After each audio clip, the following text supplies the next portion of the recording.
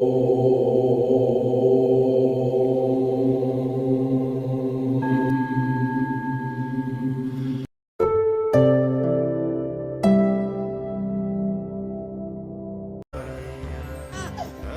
Krishna. Welcome to our channel Sanskar Ek पहल। संस्कार एक पहल में आपका हार्दिक स्वागत है। हरे कृष्णा आदरणीय पाठकों, आप सब कैसे हो। हम आशा करते हैं कि आप सब बहुत अच्छे और स्वस्थ होंगे। पिछली बाल संस्कार शाला में हमने भगवत गीता अध्याय 2 का महात्म्य अर्थात इम्पोर्टेंस जानी थी। आज की बाल संस्कार शाला में हम जानेंगे कि तीसरे अध्याय का क्या महात्म्य है। तीसरा अध्याय हमें जानना क्यों जरूरी है, तीसरे अध्याय से हमें क्या सीख मिलती है। तो चलिए आरंभ करते हैं। पुराने जमाने में अवस्थान नामक एक नगर में जड़ नामक एक ब्राह्मण रहता था। वह अपने कुल के आचार विचार छोड़कर विषय वासनाओं में फंस गया और लालची भी बन गया। धन के लालच में धन कमाने के लिए वह उत्तर दिशा में चल दिया और कुछ दिन बाद धन कमाकर वापस आने लगा। जब वह रास्ते में आ रहा था तो रास्ते में चोरों ने उसे पकड़ लिया और एक पेड़ के नीचे उसे मार डाला।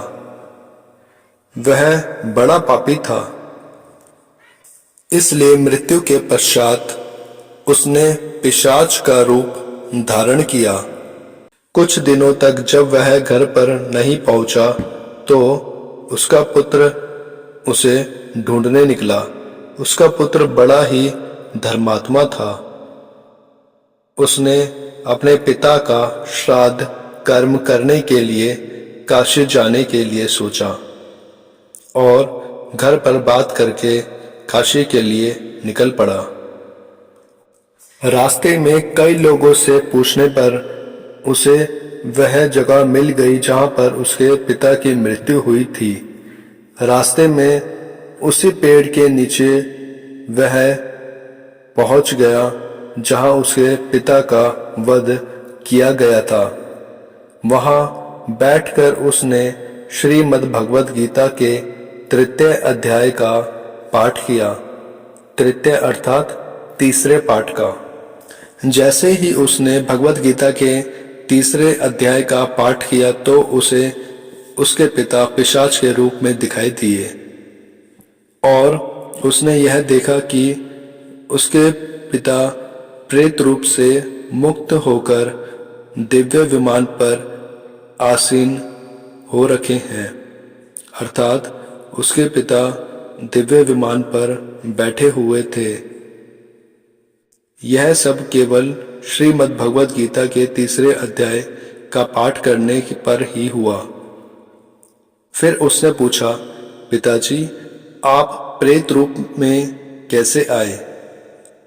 प्रेत रूप से कैसे मुक्त हुए और देवता के पद को कैसे प्राप्त हुए? इसका कारण क्या है पिताजी?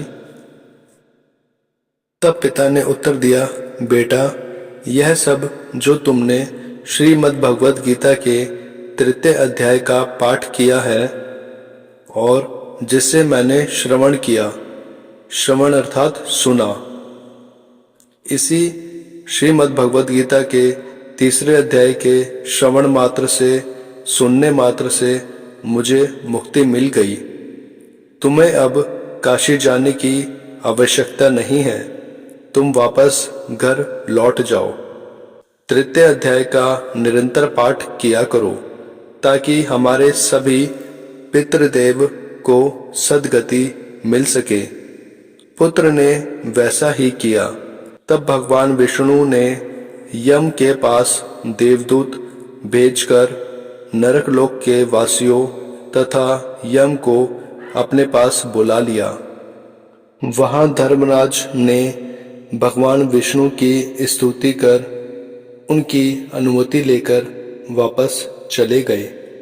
इस प्रकार श्रीमद् भगवद गीता के तीसरे अध्याय का पारायण करने से मनुष्य पाप रहित होकर दिव्यत्व हो जाता है, अर्थात दिव्य आत्मा बन जाता है, उसका कल्याण हो जाता है।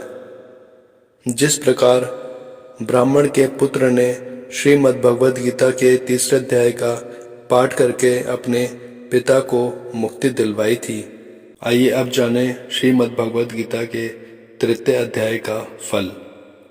प्रेत योनि से मुक्ति। इस अध्याय का पाठ करने से हम किसी भी प्रेत पिशाच योनि में हो तो उससे हमें मुक्ति मिल जाती है। हरे कृष्णा।